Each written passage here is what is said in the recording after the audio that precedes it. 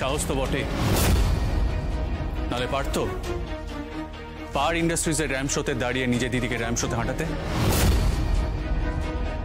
হ্যাঁ পারতো আঁচল মুখার্জির পাঠানো গুন্ডাদের সঙ্গে লড়াই করতে, নাকি গোডাউনে আগুন লেগে যাওয়ার পরেও ঘুরে দাঁড়াবার জন্য রাতে নিজের হাতে সুতো কাপড় থান ধরতে পারতো?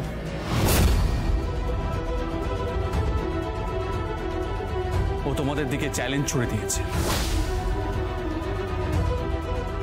আর আমার বিশ্বাস এই চ্যালেঞ্জে তোমাদের হার অবশ্যম্ভাবী।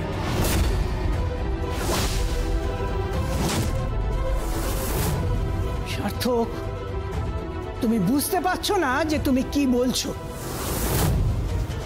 কি তুমি কাদের সঙ্গে কার তুলনা করছো? হ্যাঁ, তোমার কি মাথাটা তো একেবারে খারাপ হয়ে গেছে? বীর আসে না?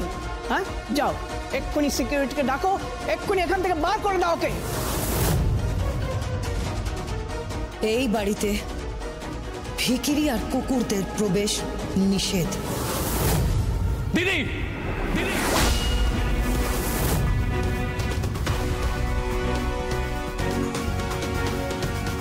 কি বলছো কি তুমি?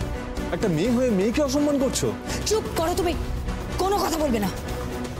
এই এই মেয়ে, বেরিয়ে যাও এখান থেকে, বেরিয়ে যাও এখান থেকে। যাও না, কেন ঝামেলা বাড়াচ্ছ? এই তুমি ঠিক কি চাইছো বলো তো?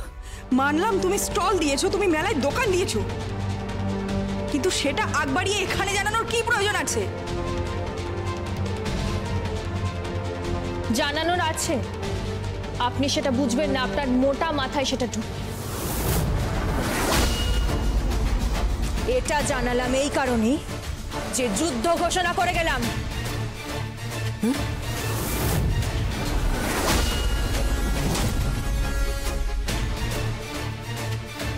একটা নারীর শরীর থেকে তার কাপড় খুলে নিয়েছিলেন বিয়ের মণ্ডপে। আপনাদের যদি কাছা না খুলে দিত আমার নামও শোনো।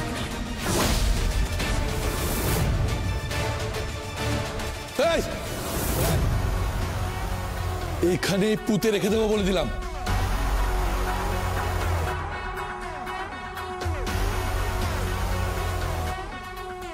আপনার বড় মানুষ খুন করার অভ্যাস, তাই না? হ্যাঁ, অনেক চেনাশোনা আছে, অনেক পাওয়ার আছে, তাই না? রাজনীতিবিদ থেকে শুরু করে অনেক